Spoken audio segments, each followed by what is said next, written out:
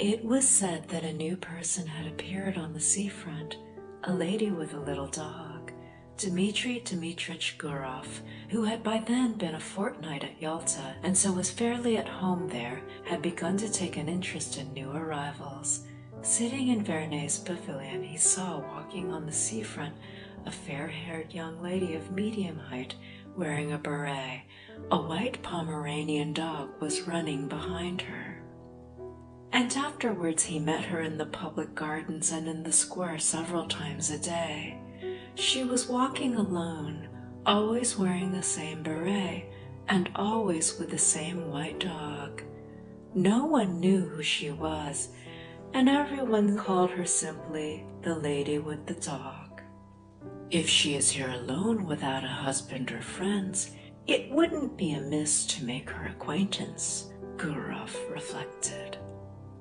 He was under 40, but he had a daughter already 12 years old and 2 sons at school. He had been married young, when he was a student in his 2nd year, and by now his wife seemed half as old again as he. She was a tall, erect woman with dark eyebrows, staid and dignified, and, as she said of herself, intellectual. She read a great deal, used phonetic spelling, called her husband not Dmitri but Dmitri, and he secretly considered her unintelligent, narrow, inelegant, was afraid of her, and did not like to be at home. He had begun being unfaithful to her long ago, had been unfaithful to her often, and probably on that account almost always spoke ill of women, and when they were talked about in his presence, used to call them the lower race. It seemed to him that he had been so schooled by bitter experience that he might call them what he liked, and yet he could not get on for 2 days together without the lower race. In the society of men he was bored and not himself. With them he was cold and uncommunicative. But when he was in the company of women he felt free and knew what to say to them and how to behave. And he was at ease with them even when he was silent. In his appearance, in his character, in his whole nature, there was something attractive and elusive which allured women and disposed them in his favor. He knew that, and some force seemed to draw him, too, to them.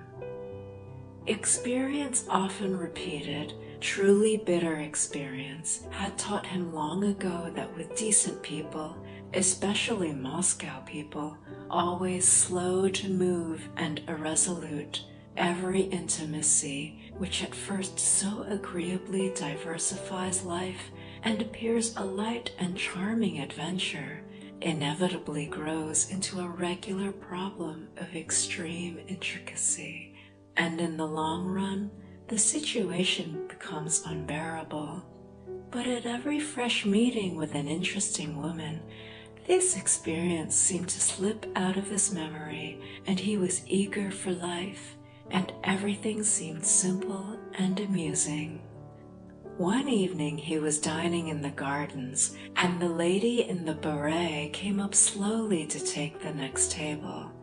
Her expression, her gait, her dress, and the way she did her hair told him that she was a lady, that she was married, that she was in Yalta for the first time and alone, and that she was dull there. The stories told of the immorality in such places as Yalta are to a great extent untrue. He despised them, and knew that such stories were for the most part made up by persons who would themselves have been glad to sin if they had been able. But when the lady sat down at the next table 3 paces from him, he remembered these tales of easy conquests, of trips to the mountains, and the tempting thought of a swift, fleeting love affair, a romance with an unknown woman whose name he did not know, suddenly took possession of him. He beckoned coaxingly to the Pomeranian, and when the dog came up to him, he shook his finger at it. The Pomeranian growled. Gurov shook his finger at it again. The lady looked at him and at once dropped her eyes. "He doesn't bite," she said and blushed. "May I give him a bone?" he asked. And when she nodded, he asked courteously, "Have you been long in Yalta?" 5 days. "And I have already dragged out a fortnight here." There was a brief silence. "Time goes so fast, and yet it is so dull here," she said, not looking at him. "That's only the fashion to say it is dull here. A provincial will live in Belyov or Zidra and not be dull. And when he comes here, it's, oh, the dullness, oh, the dust. One would think he came from Grenada." She laughed. They both continued eating in silence like strangers. But after dinner they walked side by side, and there sprang up between them the light jesting conversation of people who are free and satisfied, to whom it does not matter where they go or what they talk about. They walked and talked of the strange light on the sea. The water was of a soft, warm lilac hue, and there was a golden streak from the moon upon it. They talked of how sultry it was after a hot day. Gurov told her that he came from Moscow, that he had taken his degree in arts but had a post in a bank, that he had trained as an opera singer but had given it up, that he owned 2 houses in Moscow. And from her he learned that she had grown up in Petersburg but had lived in S since her marriage 2 years before, that she was staying another month in Yalta, and that her husband, who needed a holiday too, might perhaps come and fetch her. She was not sure whether her husband had a post in a crown department or under the provincial council, and was amused by her own ignorance. And Gurov learned, too, that she was called Anna Sergeyevna. Afterwards he thought about her in his room at the hotel, thought she would certainly meet him the next day. It would be sure to happen. As he got into bed, he thought how lately she had been a girl at school, doing lessons like his own daughter. He recalled the diffidence, the angularity that was still manifest in her laugh, and her manner of talking with a stranger. This must have been the first time in her life she had been alone in surroundings in which she was followed, looked at, and spoken to merely from a secret motive, which she could hardly fail to guess. He recalled her slender, delicate neck, her lovely gray eyes. There's something pathetic about her anyway, he thought, and fell asleep. A week had passed since they had made acquaintance. It was a holiday. It was sultry indoors, while in the street the wind whirled the dust round and round and blew people's hats off. It was a thirsty day, and Gurov went into the pavilion and pressed Anna Sergeyevna to have syrup and water or an ice. One did not know what to do with oneself. In the evening, when the wind had dropped a little, they went out on the groyne to see the steamer come in. There were a great many people walking about the harbor. They had gathered to welcome someone, bringing bouquets, and 2 peculiarities of a well-dressed Yalta crowd were very conspicuous. The elderly ladies were dressed like young ones, and there were great numbers of generals. Owing to the roughness of the sea, the steamer arrived late after the sun had set, and it was a long time turning about before it reached the groyne.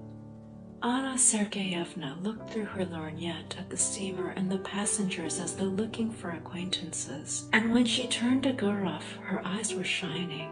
She talked a great deal and asked disconnected questions, forgetting next moment what she had asked.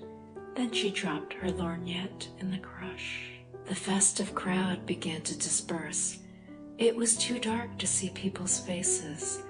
The wind had completely dropped, But Gurov and Anna Sergeyevna still stood as though waiting to see someone else come from the steamer.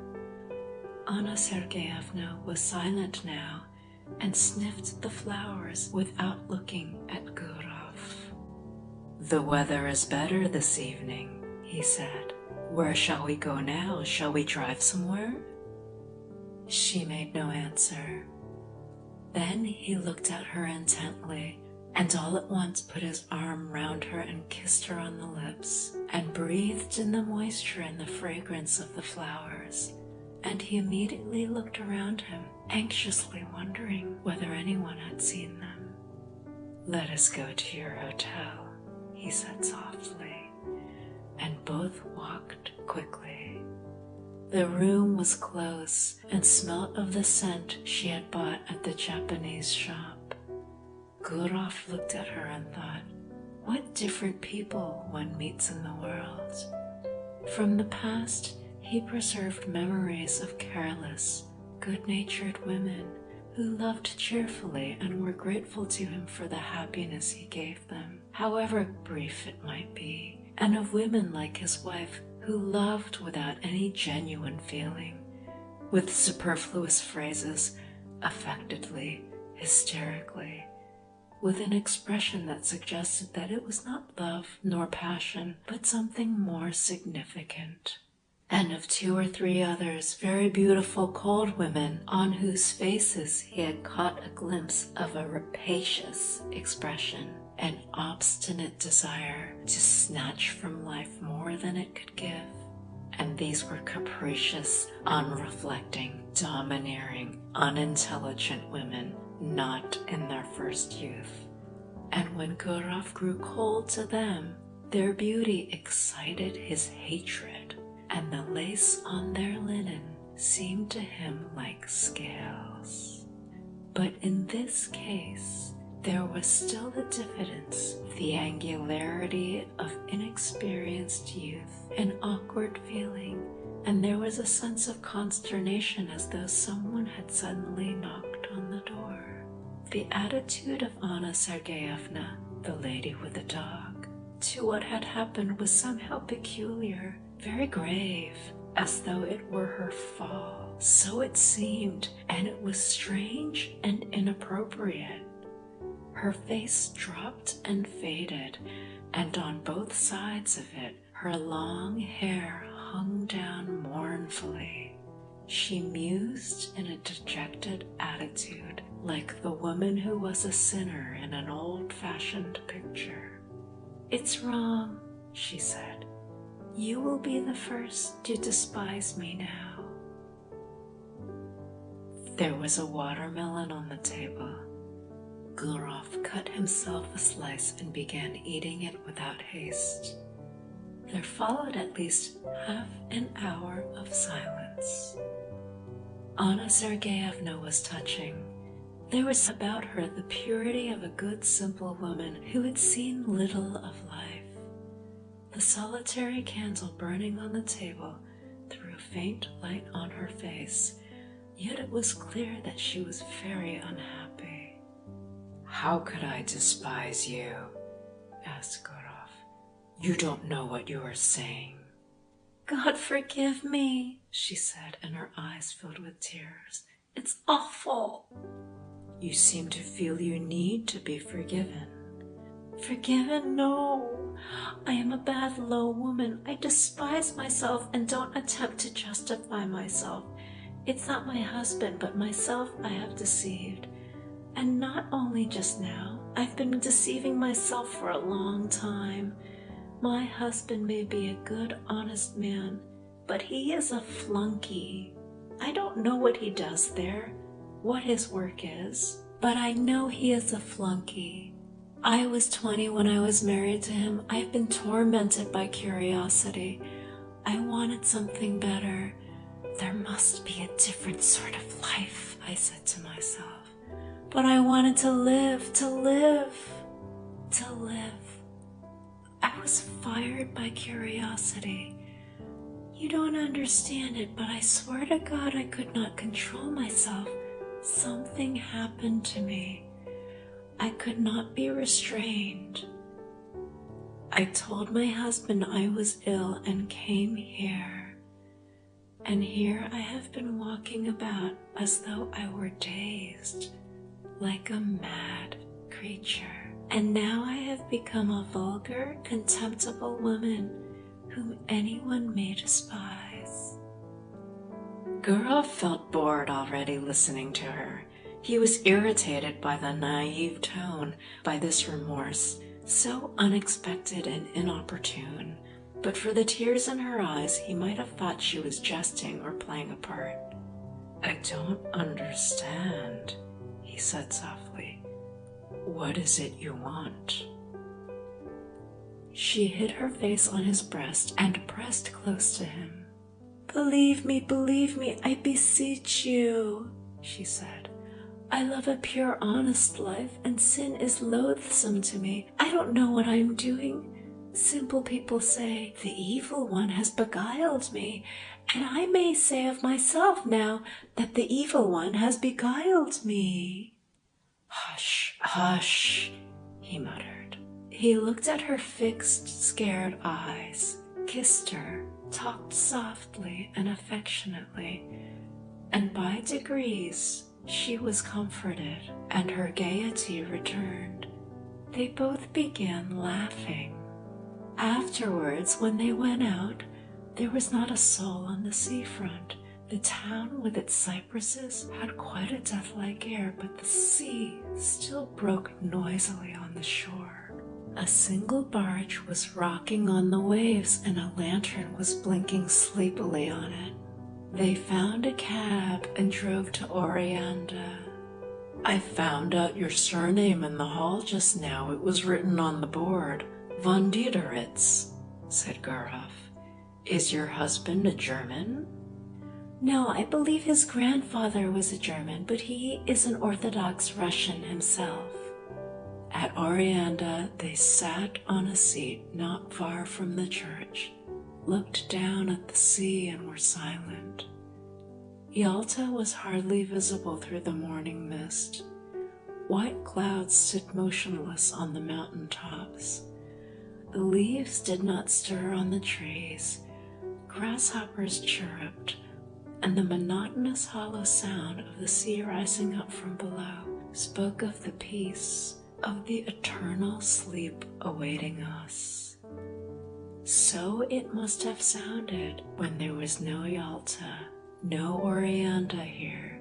So it sounds now, and it will sound as indifferently and monotonously when we are all no more. And in this constancy, in this complete indifference to the life and death of each of us, there lies hid, perhaps, a pledge of our eternal salvation, of the unceasing movement of life upon earth, of unceasing progress towards perfection. Sitting beside a young woman who in the dawn seemed so lovely, soothed and spellbound in these magical surroundings, the sea, mountains, clouds, the open sky, Gurov thought how in reality everything is beautiful in this world when one reflects. Everything except what we think or do ourselves when we forget our human dignity and the higher aims of our existence. A man walked up to them, probably a keeper, looked at them and walked away. And this detail seemed mysterious and beautiful too. They saw a steamer come from Theodosia with its lights out in the glow of dawn. "There is dew on the grass," said Anna Sergeyevna after a silence. "Yes, it is time to go home." They went back to the town. Then they met every day at 12 o'clock on the seafront, lunched and dined together, went for walks, admired the sea. She complained that she slept badly, that her heart throbbed violently, asked the same questions, troubled now by jealousy and now by the fear that he did not respect her sufficiently. And often in the square or gardens, when there was no one near them, he suddenly drew her to him and kissed her passionately. complete idleness. These kisses in broad daylight while he looked around in dread of someone seeing them, the heat, the smell of the sea, and the continual passing to and fro before him of idle, well-dressed, well-fed people made a new man of him. He told Anna Sergeyevna how beautiful she was, how fascinating. He was impatiently passionate. He would not move a step away from her, while she was often pensive and continually urged him to confess that he did not respect her, did not love her in the least, and thought of her as nothing but a common woman. Rather late, almost every evening, they drove somewhere out of town, to Oreanda or to the waterfall, and the expedition was always a success. The scenery invariably impressed them as grand and beautiful. They were expecting her husband to come, but a letter came from him saying that there was something wrong with his eyes, and he entreated his wife to come home as quickly as possible. Anna Sergeyevna made haste to go. "It's a good thing I am going away," she said to Gurov. "It's the finger of destiny." She went by coach and he went with her. They were driving the whole day. When she had got into a compartment of the express, and when the second bell had rung, she said, "Let me look at you once more. Look at you once again, that's right." She did not shed tears, but was so sad that she seemed ill, and her face was quivering. "I shall remember you, think of you," she said. "God be with you, be happy. Don't remember evil against me. We are parting forever. It must be so, for we ought never to have met. Well, God be with you."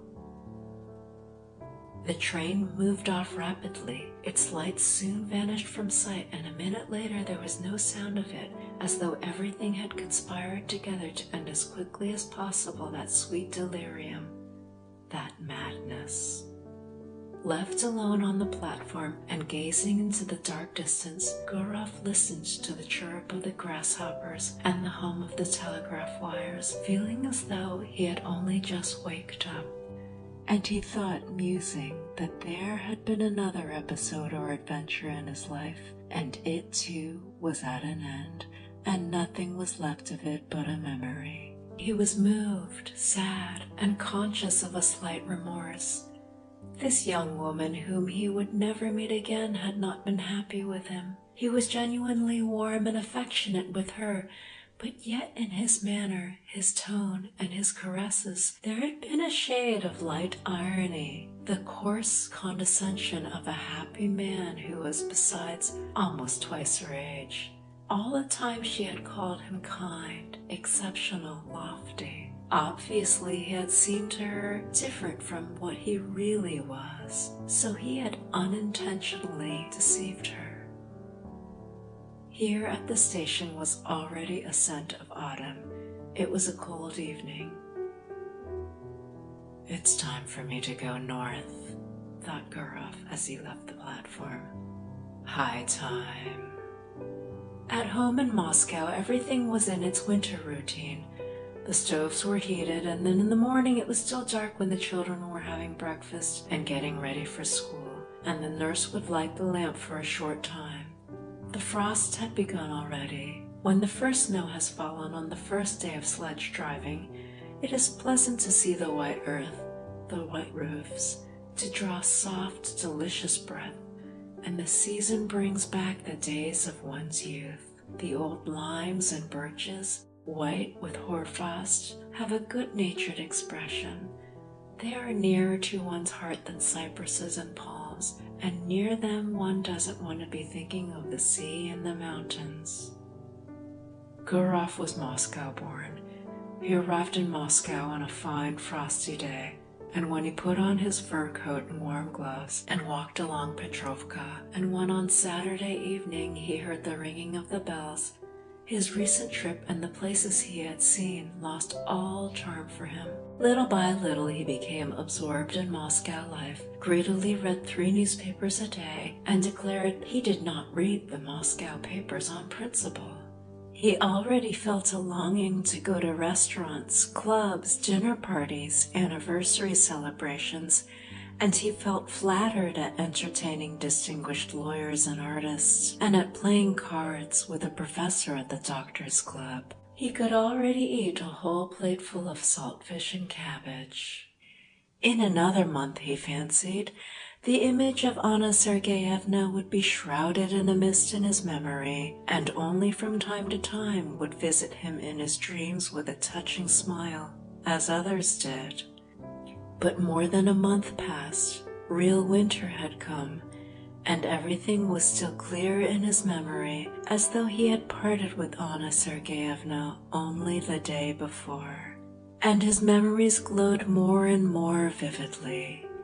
When, in the evening stillness, he heard from his study the voices of his children preparing their lessons, or when he listened to a song or the organ at the restaurant, or the storm howled in the chimney, suddenly everything would rise up in his memory. What had happened on the groin, and the early morning with the mist on the mountains, and the steamer coming from Theodosia, and the kisses.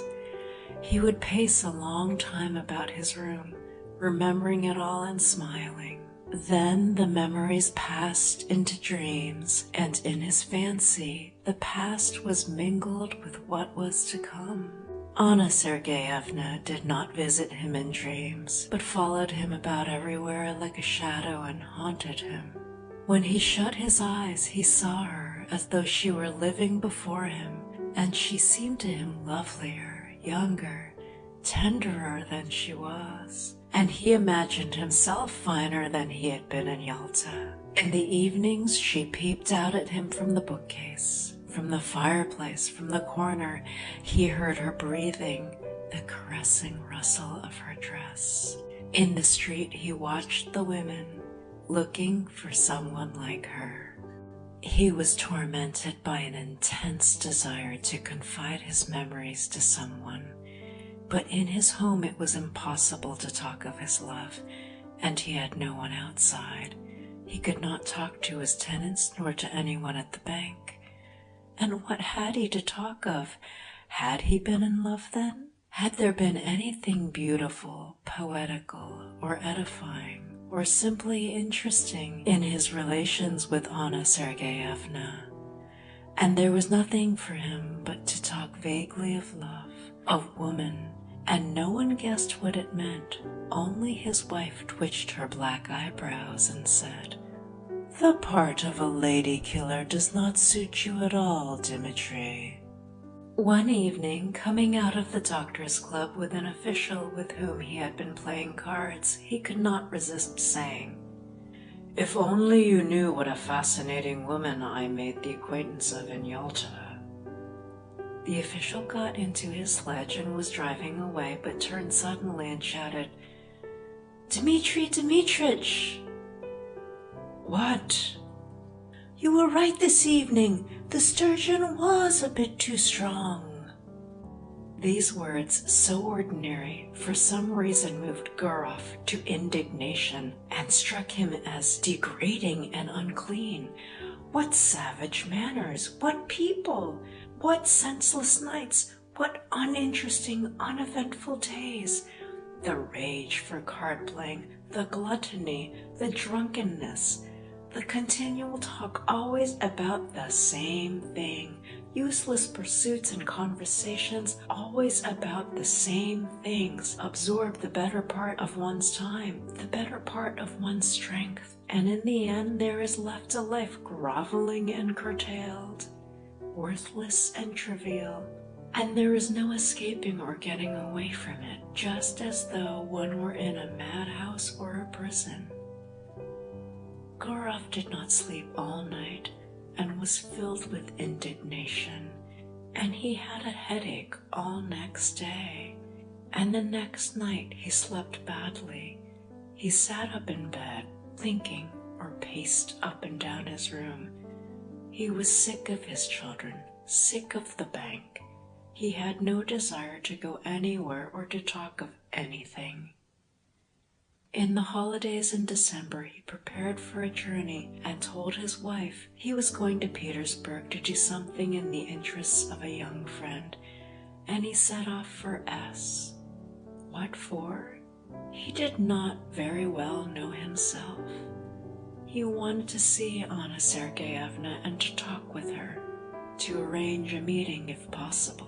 He reached S in the morning and took the best room at the hotel, in which the floor was covered with gray army cloth, and on the table was an inkstand, gray with dust and adorned with a figure on horseback with its hat in its hand and its head broken off.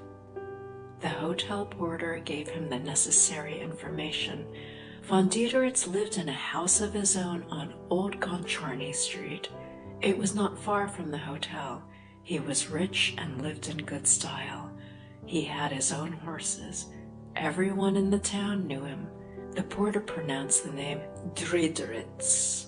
Gurov went without haste to Old Goncharny Street and found the house. Just opposite the house stretched a long gray fence adorned with nails. One would run away from a fence like that, thought Gurov, looking from the fence to the windows of the house and back again. He considered. Today was a holiday and the husband would probably be at home, and in any case it would be tactless to go into the house and upset her. If he were to send her a note, it might fall into her husband's hands, and then it might ruin everything. The best thing was to trust to chance, and he kept walking up and down the street by the fence, waiting for the chance. He saw a beggar go in at the gate and dogs fly at him. Then an hour later he heard a piano, and the sounds were faint and indistinct. Probably it was Anna Sergeyevna playing. The front door suddenly opened and an old woman came out, followed by the familiar white Pomeranian. Gurov was on the point of calling to the dog, but his heart began beating violently, and in his excitement he could not remember the dog's name. He walked up and down and loathed the gray fence more and more, and by now he thought irritably that Anna Sergeyevna had forgotten him and was probably already amusing herself with someone else, and that was very natural in a young woman who had nothing to look at from morning till night but that confounded fence. He went back to his hotel room and sat for a long while on the sofa, not knowing what to do. Then he had dinner and a long nap. How stupid and worrying this is, he thought when he woke and looked at the dark windows. It was already evening. Here I've had a good sleep for some reason. What shall I do in the night? He sat on the bed, which was covered by a cheap gray blanket, such as one sees in hospitals, and he taunted himself in his vexation. So much for the lady with the dog, so much for the adventure. You're in a nice fix. That morning at the station, a poster in large letters had caught his eye. The geisha was to be performed for the first time. He thought of this and went to the theater. It's quite possible she may go to the first performance, he thought. The theater was full. As in all provincial theaters, there was a fog above the chandelier. The gallery was noisy and restless. In the front row, the local dandies were standing up before the beginning of the performance, with their hands behind them. In the governor's box, the governor's daughter, wearing a boa, was sitting in the front seat, while the governor himself lurked modestly behind the curtain with only his hands visible. The orchestra was a long time tuning up. The stage curtain swayed. All the time the audience were coming in and taking their seats. Gurov looked at them eagerly. Anna Sergeyevna too came in. She sat down in the third row, and when Gurov looked at her, his heart contracted, and he understood clearly that for him there was in the whole world no creature so near, so precious, and so important to him. She, this little woman, in no way remarkable, lost in a provincial crowd, with a vulgar lorgnette in her hand, filled his whole life now. Was his sorrow and his joy the one happiness that he now desired for himself? And to the sounds of the inferior orchestra, of the wretched provincial violins, he thought how lovely she was. He thought and dreamed. A young man with small side whiskers, tall and stooping, came in with Anna Sergeyevna and sat down beside her. He bent his head at every step and seemed to be continually bowing. Most likely this was the husband whom at Yalta, in a rush of bitter feeling, she had called a flunky. And there really was in his long figure, his side whiskers, and the small bald patch on his head, something of the flunky's obsequiousness. His smile was sugary, and in his buttonhole there was some badge of distinction, like the number on a waiter. During the first interval, the husband went away to smoke. She remained alone in her stall.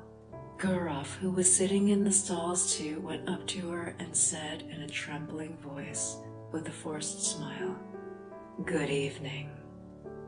She glanced at him and turned pale, then glanced again with horror, unable to believe her eyes, and tightly gripped the fan and the lorgnette in her hands, evidently struggling with herself not to faint. Both were silent. She was sitting. He was standing, frightened by her confusion and not venturing to sit down beside her. The violins and the flute began tuning up. He felt suddenly frightened. It seemed as though all the people in the boxes were looking at them. She got up and went quickly to the door. He followed her, and both walked senselessly along passages and up and down stairs, and figures in legal, scholastic, and civil service uniforms, all wearing badges, flitted before their eyes. They caught glimpses of ladies, of fur coats hanging on pegs. The drafts blew in on them, bringing a smell of stale tobacco, and Gurov, whose heart was beating violently, thought, "Oh heavens, why are all these people here and this orchestra?" And at that instant he recalled how, when he had seen Anna Sergeyevna off at the station, he had thought that everything was over and they would never meet again. But how far they were still from the end. On the narrow, gloomy staircase over which was written, "To the amphitheater," she stopped. "How you have frightened me," she said, breathing hard, still pale and overwhelmed. "Oh, how you have frightened me! I am half dead. Why have you come? Why?" "But do understand, Anna, do understand," he said hastily in a low voice. "I entreat you to understand." She looked at him with dread, with entreaty, with love. She looked at him intently to keep his features more distinctly in her memory. "I am so unhappy," she went on, not heeding him. "I have thought of nothing but you all the time. I live only in the thought of you, and I wanted to forget you, but why, oh why have you come?" On the landing above them, two schoolboys were smoking and looking down, but that was nothing to Gurov. He drew Anna Sergeyevna to him and began kissing her face, her cheeks, and her hands. "What are you doing? What are you doing?" she cried in horror, pushing him away. "We are mad. Go away today. Go away at once. I beseech you by all that is sacred. I implore you. There are people coming this way." Someone was coming up the stairs. "You must go away," Anna Sergeyevna went on in a whisper. "Do you hear, Dmitri Dmitrich? I will come and see you in Moscow. I have never been happy. I am miserable now, and I never shall be happy, never. Don't make me suffer still more. I swear I'll come to Moscow, but now let us part. My precious, good, dear one, we must part." She pressed his hand and began rapidly going downstairs, looking round at him, and from her eyes he could see that she really was unhappy. Gurov stood for a little while, listened. Then, when all sound had died away, he found his coat and left the theater. And Anna Sergeyevna began coming to see him in Moscow. Once in 2 or 3 months she left S, telling her husband that she was going to consult a doctor about an internal complaint. And her husband believed her, and did not believe her. In Moscow she stayed at the Slavyansky Bazaar Hotel and at once sent a man in a red cap to Gurov. Gurov went to see her, and no one in Moscow knew of it. Once he was going to see her in this way on a winter morning. The messenger had come the evening before when he was out. With him walked his daughter, whom he wanted to take to school. It was on the way. Snow was falling in big, wet flakes. "It is 3 degrees above freezing point, and yet it is snowing," said Gurov to his daughter. "The thaw is only on the surface of the earth. There is quite a different temperature at a greater height in the atmosphere." "And why are there no thunderstorms in the winter, Father?"